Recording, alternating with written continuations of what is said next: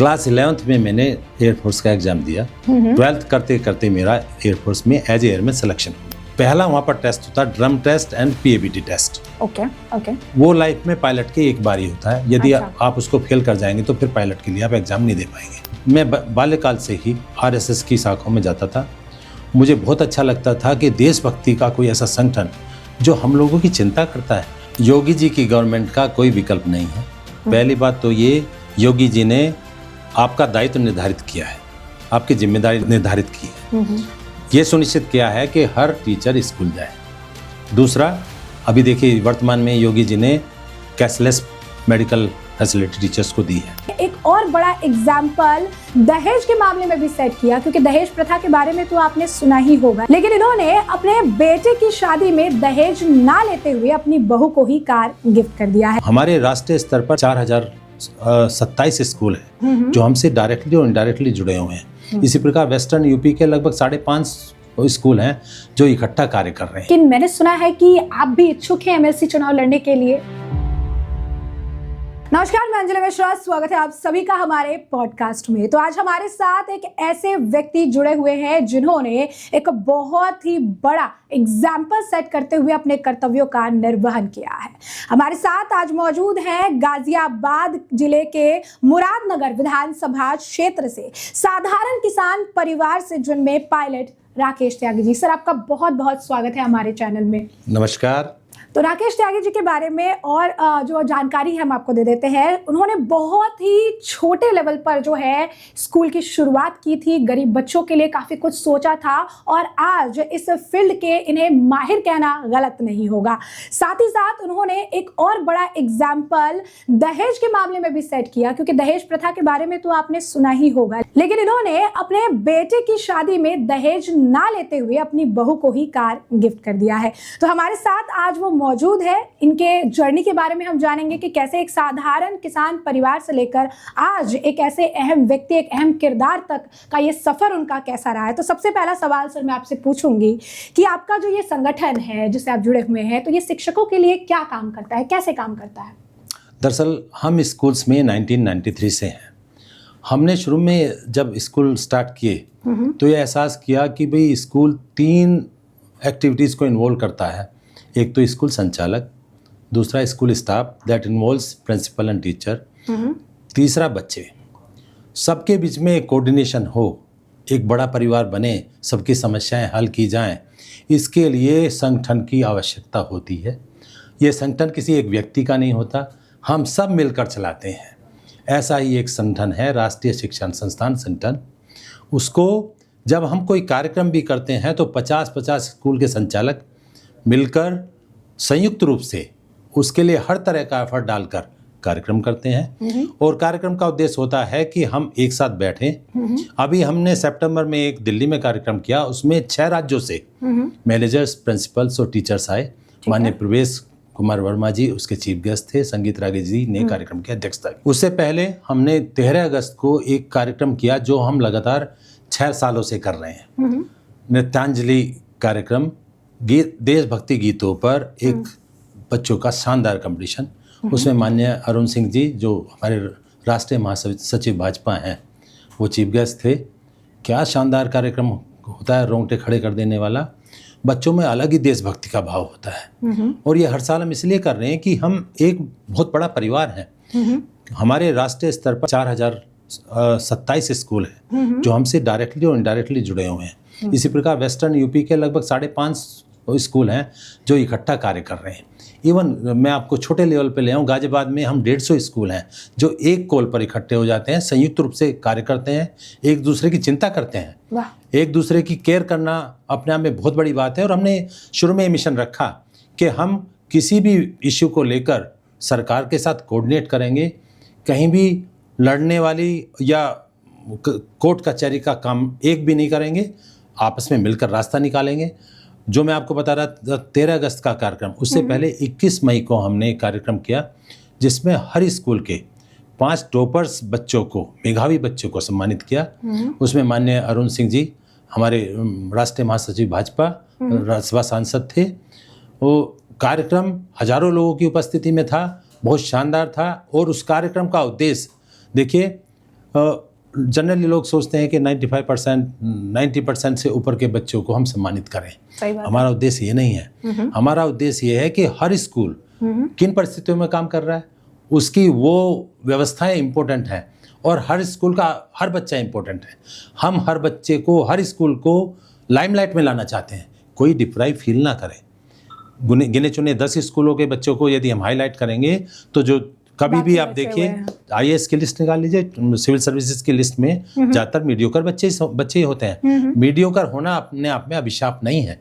इसलिए हम हर स्कूल को एंटरटेन करते हैं, उसके बच्चों को, उसके टीचर्स को, उनके मैनेजर्स को, प्रिंसिपल्स को, सबको सम्मानित करते हैं, क्योंकि ये एक बहुत बड़ा परिवार है और बहुत बड़ा कार्य कर रहा है। ये समाज को शिक्षित नागरिक देना अपने आप में बहुत ही बड़ा कार्य है, जो अप्रिशिएट किया जाना चाहिए। त्यागी जी, सोशल मीडिया के माध्यम से हमें देखने में आया कि प्रधानमंत्री मोदी जी द्वारा रामलला की प्राण प्रतिष्ठा कार्यक्रम के अवसर पर आपने हजारों शिक्षकों की उपस्थिति में एक भव्य सुंदरकांड पाठ का आयोजन भी कराया था। तो त्यागी जी, दूसरा जो सवाल मैं आपसे करना चाहूंगी वो ये है कि आप बीजेपी शिक्षण संस्थान प्रकोष्ठ के पदाधिकारी हैं और योगी जी भी इस फील्ड में काफी काम कर रहे हैं, तो आपकी क्या है इस पे राय? जैसा कि मैंने आपको अभी बताया, हमारा एक संस्थान है जिसके माध्यम से हम सब स्कूल जुड़े हुए हैं। पिछली बार जब MLC चुनाव हुए तो पार्टी हाईकमान ने शायद ये सोचा होगा कि इस क्षेत्र का कोई एक्सपर्ट चाहिए। ठीक है। तो मुझको पार्टी हाईकमान ने 3 जिलों की जिम्मेदारी दी। लेकिन काम इतना इम्पोर्टेंट था, हमने उस समन्वयक के रूप को इतना विकसित कर दिया, इतना बड़ा रूप दिया कि हमने पूरे क्षेत्र में एक एक विद्यालय में जाके वोट बनवाए, और गाजियाबाद, नोएडा, हापुड़, मेरठ, इवन सहारनपुर, मुजफ्फरनगर, सब क्षेत्रों में हमारा इतना प्रभाव था कि वोट शिक्षकों ने अच्छी तरह से बनवाए भी और डले भी। हमारे जो पूर्व के विधायक थे वो जनरली संपर्क में रहते थे। गाजियाबाद यूपी की पॉलिटिक्स का एंट्री गेट है। ठीक है। एक बहुत बड़ा मैसेज यूपी से चला गया। जो हमारे पूर्व के MLC थे वो 48 साल से विधान परिषद में थे। पूरे यूपी में मैसेज चला गया कि माननीय ओम प्रकाश शर्मा जी हार रहे हैं। ठीक है। इसका इम्पैक्ट सारे MLC सीट्स पर गया। सच्चाई थी।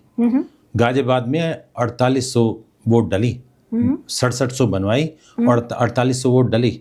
ऐसे ही नोएडा में 5800 वोट बनी, हापुड़ में 2700 वोट बनी, मोदी नगर में 1400 वोट बनी। ये अपने आप में इतना प्रभावी, इतनी वोट का MLC चुनाव में होना, इतने से जीत सुनिश्चित हो जाती है। ये भाजपा को एक मैसेज चला गया कि शिक्षण संस्थान में बहुत ऊर्जा है। शिक्षण संस्थान प्रकोष्ठ इससे पहले नहीं होता था। इन चुनावों के बाद शिक्षण संस्थान प्रकोष्ठ बनाया गया, अहमियत भी बढ़ गई इसकी, इसकी इम्पोर्टेंस बढ़ गई। और मुझे पहले तो महानगर का शिक्षण संस्थान प्रकोष्ठ का संयोजक बनाया, और बीच में आउट ऑफ वे जाके मुझे ये जिम्मेदारी पूरे वेस्टर्न यूपी की, पश्चिमी उत्तर प्रदेश का शिक्षण संस्थान का संयोजक बनाया गया है, जिसको मैं बाखूबी कर रहा हूँ। ये अपने आप में बड़ा महत्वपूर्ण है। हमारे विद्यालयों में इतनी ऊर्जा है। अभी पूर्व में ही माननीय मोदी जी के जन्म दिवस के अवसर पर एक नमो रन का आयोजन किया गया। ठीक है। गाजियाबाद में ये राजनगर एक्सटेंशन एरिया में हुआ। ठीक है। हमें टारगेट दिया गया कि लगभग 6000 बच्चे चाहिए। 6000 बच्चों का टारगेट है। सुबह सुबह 6 बजे से रन होना था। लगभग 10,000 बच्चे वहाँ आ गए हमारे एक अनुरोध पर ही। बढ़िया। हम स्कूलों के अंदर बहुत कोऑर्डिनेशन है। हम जो कहते हैं वो करते हैं, और वहाँ करके दिखाया। उन बच्चों को कंट्रोल करना अपने आप में एक बहुत बड़ी जिम्मेदारी है। तो सर, अगला जो सवाल है वो ये है कि जैसे कि आपने बताया कि पायलट भी आप रह चुके हैं, तो इस संस्थान से जुड़ने से पहले पायलट का सफर, और उससे भी ज़्यादा अहमियत ये है कि एक किसान परिवार से होते हुए पहले पायलट और उसके बाद फिर इस संस्थान से जुड़े, इसके बारे में भी बड़ी दिलचस्पी है। इसके बारे में भी ज़रा हमें बताइए कि किस तरीके से ये पूरा सफ़र आपने तय किया है। हाँ, बेसिकली मैं एक किसान परिवार से था। मैंने बहुत बड़े सपने नहीं सजोए थे। ठीक है। सरकारी स्कूलों में हमारी शिक्षा हुई, वो भी खेती किसानी करते करते की।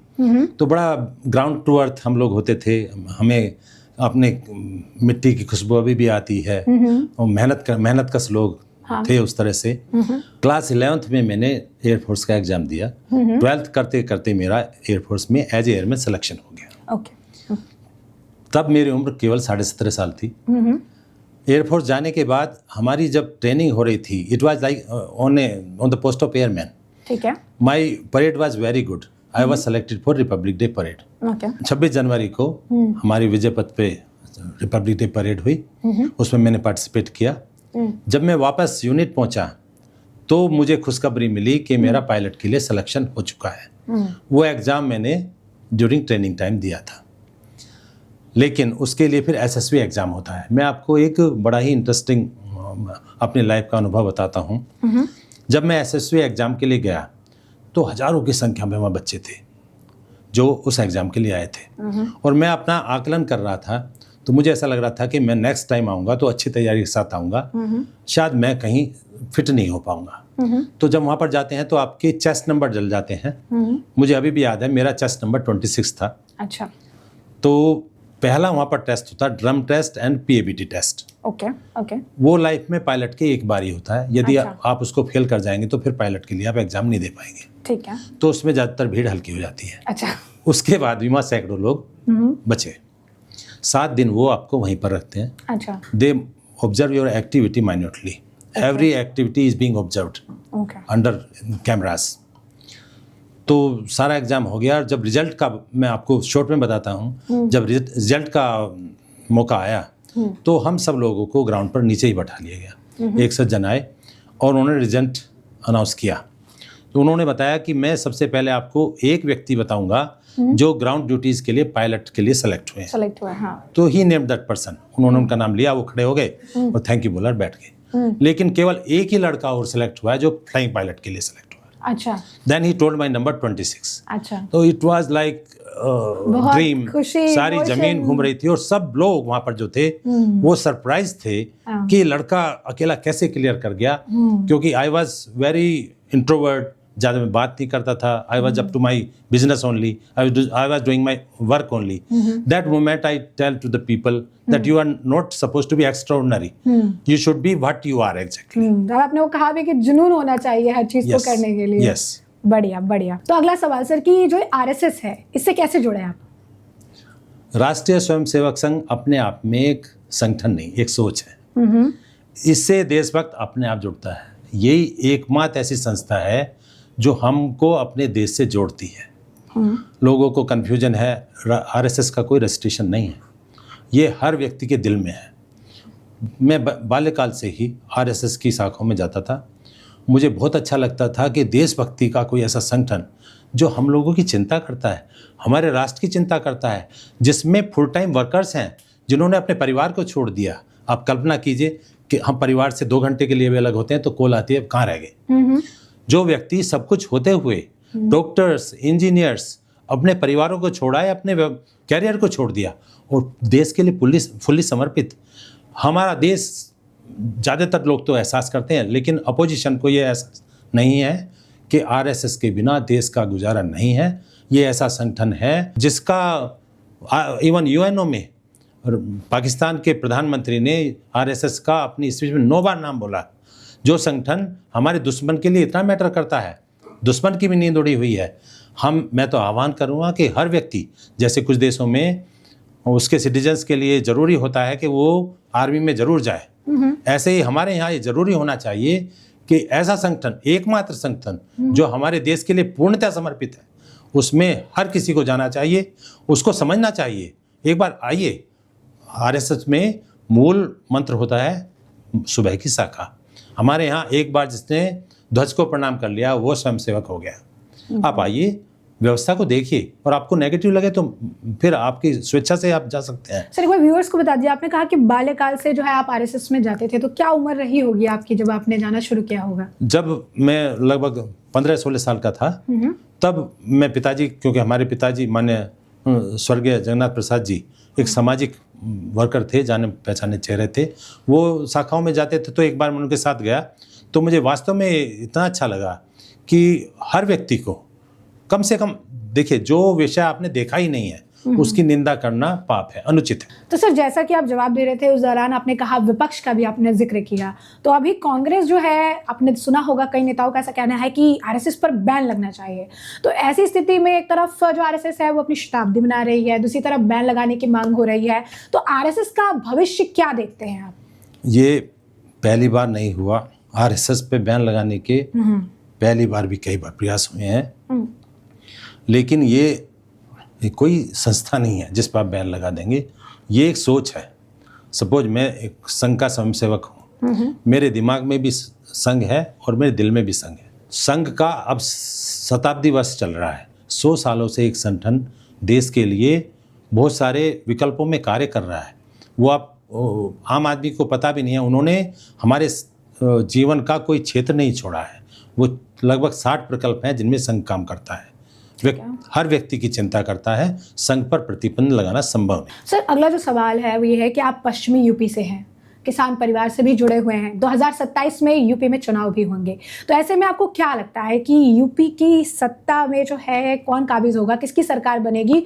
और इसके साथ एक रीज़न भी ज़रूर दीजिएगा कि क्यों आपको लगता है कि ये पर्टिकुलर सरकार जो है बन सकती है। देखिए, योगी जी की गवर्नमेंट का कोई विकल्प नहीं है। पहली बात तो ये, योगी जी ने आपका दायित्व निर्धारित किया है, आपकी जिम्मेदारी निर्धारित की है। ये सुनिश्चित किया है कि हर टीचर स्कूल जाए। दूसरा, अभी देखिए वर्तमान में योगी जी ने कैशलेस मेडिकल फैसिलिटी टीचर्स को दी है, जिसकी टीचर्स ने कल्पना नहीं की थी। दूसरा, एक किसी भी क्षेत्र में कार्य करने का माहौल होता है। इस सरकार में खास तौर से हमारे जहाँ तक जनरल व्यवस्थाओं की चिंता हम करते हैं, हमारी बेटियां सुरक्षित हैं, हमारे बच्चे सुरक्षित हैं, हम सुरक्षित रूप से काम कर पा रहे हैं। ऐसा वातावरण दिया है कि जो गुंडा राज था वो दूर दूर तक नज़र नहीं आ रहा है। जंगल राज समाप्त, अब योगी जी राज शुरू है। इसमें जो क्रिमिनल है, क्राइम करने से पहले 4 बार सोचता है और फिर यूपी से बाहर जाता है। यूपी में क्राइम करने का मतलब अगले दिन या तो वो जहन्नुम पहुंच जाएगा या लंगड़ाता हुआ आएगा। यहाँ पर कोई कंप्रोमाइज़ नहीं है। योगी जी का भी कोई विकल्प नहीं है। योगी जी हमेशा रहने वाले हैं, मोदी जी भी आजीवन रहने वाले हैं। ये ऐसे योगी पुरुष हैं जिनको इतिहास में हम लोग याद करेंगे कि एक ऐसा युग आया जिसमें इतने परिवर्तन हुए। शिक्षा नीति 75 साल से अंग्रेजों के काल की चली आ रही थी। पहली बार किसी गवर्नमेंट ने हिम्मत की कि नई शिक्षा नीति लाने का प्रयास किया। ये बहुत ही कारगर होने वाला है। सर, अगला जो सवाल मैं आपसे पूछना चाहूँगी वो ये है कि आपका जो है समाज के लिए क्या योगदान है? आप आरएसएस से जुड़े हुए हैं, काफ़ी कुछ आपने किया भी है, तो ऐसे में एक संक्षिप्त में बता दीजिए कि किस तरीके का योगदान जो है आप समाज में दे रहे हैं। मेरा पूरा परिवार समाज सेवा में लगा हुआ है। बेसिकली तो हम एजुकेशन से जुड़े लोग हैं। पहली बात तो आपकी गाजियाबाद में 4 संस्थाएं, मदर इंडिया पब्लिक स्कूल के नाम से, वो संपूर्ण परिवार, मेरी Mrs Mother India Public School Nandgram की फाउंडर प्रिंसिपल्स हैं। ठीक है। वो बेटी बचाओ बेटी पढ़ाओ की क्षेत्रीय संयोजक हैं और पूरे मेहनत से अपने पूरे 19 जिलों की केयर कर रही हैं। ऐसे ही दोनों बेटे हैं, वो संघ से जुड़े हुए हैं। और स्कूल के बाद एक बहुत अच्छा प्रकल्प गौ नेचुरल्स करके गौ प्रजाति पर, गिर गाय की प्रजाति पर मुरादनगर में एक कार्य हो रहा है। वो गौशाला नहीं है, गौ सेवा का एक प्रकल्प है। ठीक है। उसमें दूध बिकता नहीं है, गायों के बच्चों को दूध पिलाया जाता है। उनके वंश पर काम कर रहे हैं और उसको यूपी गवर्नमेंट ने भी अप्रिशिएट किया। यूपी गवर्नमेंट की तरफ से 30 लोग हरियाणा गए, उसमें हमारा बेटा भी यूपी को रिप्रेजेंट करने गया। वो अपने आप में बहुत बड़ा कार्य समाज सेवा का हो रहा है। स्कूल में भी हम 25% बच्चों को आरटीई के माध्यम से फ्री पढ़ाते हैं। ठीक है। उनकी ड्रेस, बुक्स वगैरह की भी केयर करते हैं।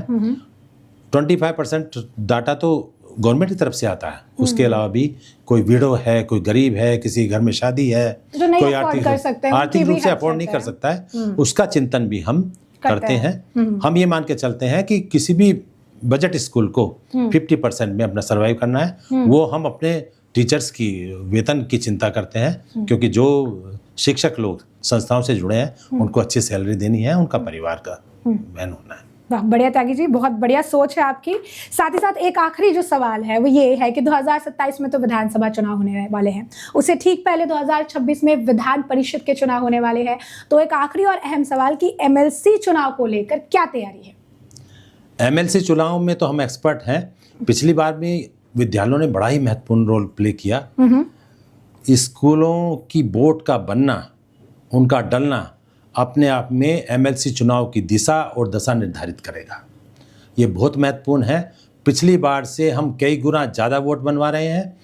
पूरा भाजपा संगठन भी वोट बनवाने में लगा हुआ है। हमारे विधायकगण, सांसदगण सभी लोग वोट बनवा रहे हैं। जहाँ पर हमारा कार्यकर्ता नहीं पहुँच पा रहा है, कुछ लोग पार्टी से अपने आप को दूर रखते हैं, उनको हम, क्योंकि हम तो 365 दिन संस्थाओं के साथ कार्य करते ही हैं, उन पर हमारी पकड़ भी होती है, वहाँ अप्रोच भी कर लेते हैं। वहाँ पर जाकर हम व्यक्तिगत रूप से एक एक विद्यालय को अप्रोच कर रहे हैं, वोट बनवा रहे हैं। अब मैं सुनिश्चित करूँगा कि पहली बार से कई गुना ज़्यादा वोट बने। व्यक्तिगत रूप से पूरा एफर्ट्स डाला जा रहा है और स्कूल के संचालक लोग बहुत ही अच्छा कोऑपरेशन कर रहे हैं। उन्हें पता है इस वोट की महत्ता का। एमएलसी वोट बनवाने के लिए हम गाजियाबाद, नोएडा, हापुड़, बुलंदशहर, सहारनपुर, मुजफ्फरनगर सभी जगह एक एक स्कूल को अप्रोच कर रहे हैं।